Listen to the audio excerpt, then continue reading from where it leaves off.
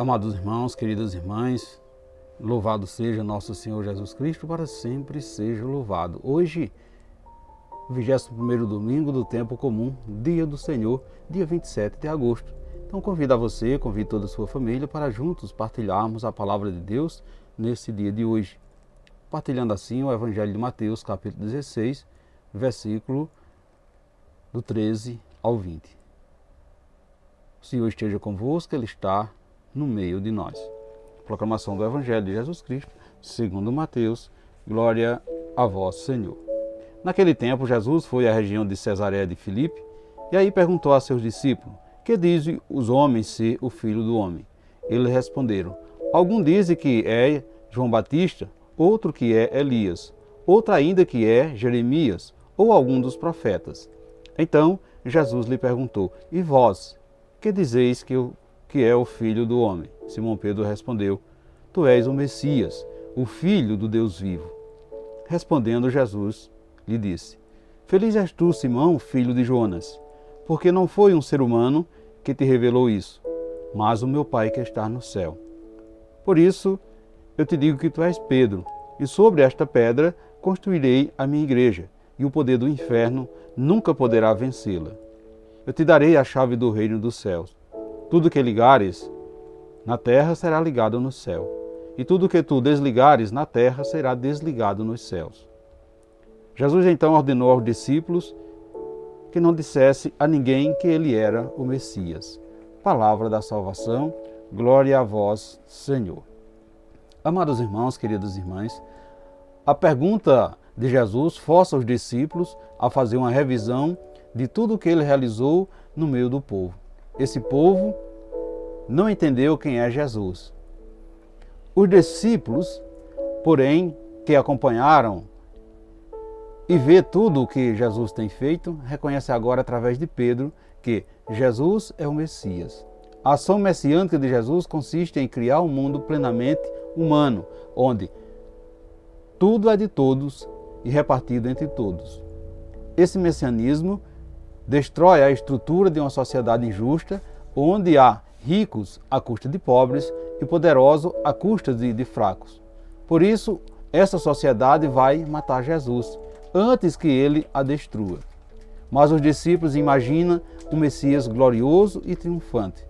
Perceba que Pedro é estabelecido como fundamento da comunidade que Jesus está organizando e deverá continuar no futuro. Portanto, caros irmãos, queridas irmãs, Jesus concede a Pedro o exercício da autoridade sobre essa comunidade, autoridade de ensinar, de excluir ou introduzir os homens nela. Para que Pedro possa exercer tal função, a condição fundamental é ele admitir que Jesus não é um Messias triunfalista nem nacionalista, mas um Messias que sofrerá e morrerá na mão das autoridades do seu tempo. Caso contrário, ele deixa de ser Pedro para ser Satanás. Então perceba que Pedro será verdadeiramente chefe, se tiver convicto de que os princípios que regem a comunidade de Jesus são totalmente diferentes daqueles que se baseiam nas autoridades religiosas do seu tempo. Portanto, o testemunho das palavras e do gesto de Jesus fazia com que as pessoas fossem formando assim uma imagem dele. Por isso, caros irmãos, queridas irmãs, Deus é imenso e não cabe dentro da nossa concepção humana. A nossa humanidade é limitada, a nossa humanidade é incapaz de estabelecer parâmetro para Deus. Por isso, por mais que tenhamos, nunca poderemos definir com precisão quem é Jesus Cristo. São Pedro, porém, nos mostra como podemos meditar na identidade de Jesus Cristo quando se abriu a sugestão do Espírito Santo.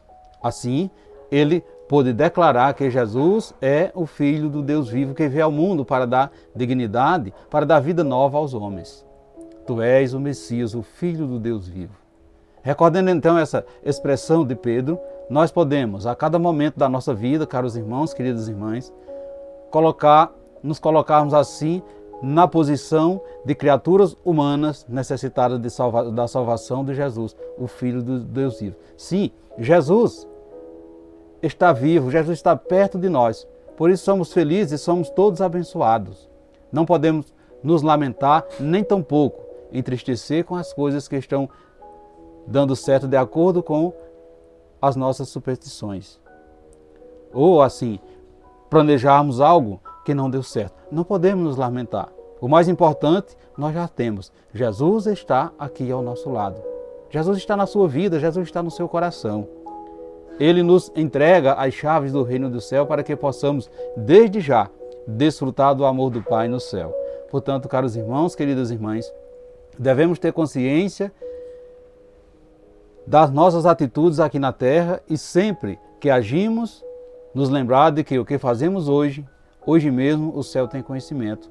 Sejamos, portanto, vigilantes, sejamos, portanto, fiéis na nossa vocação de filhos e filhas de Deus, irmãos de Jesus Cristo, o Messias prometido. Caríssimos irmãos, queridas irmãs, você tem consciência disso?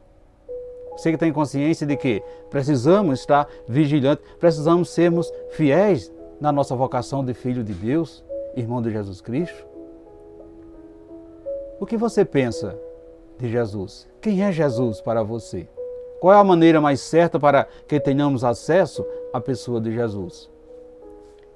Você comunga o corpo e a palavra de Jesus todos os dias?